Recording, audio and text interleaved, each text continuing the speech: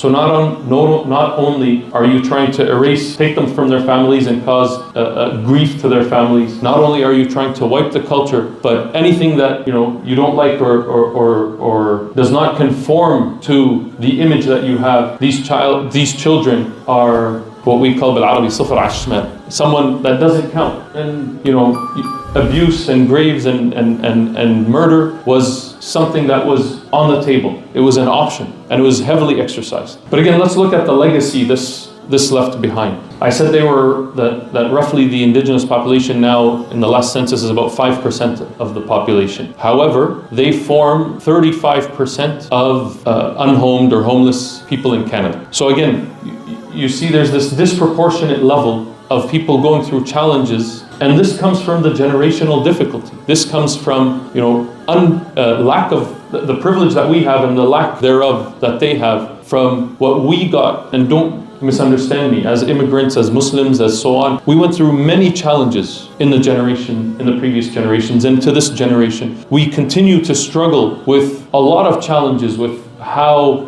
we can practice and preserve our religion and our norms and our cultures in Western society. But again, take a step back and realize that this for hundreds of years has already happened. And there's an example of people who went through this living among us, and we see the aftermath of that today.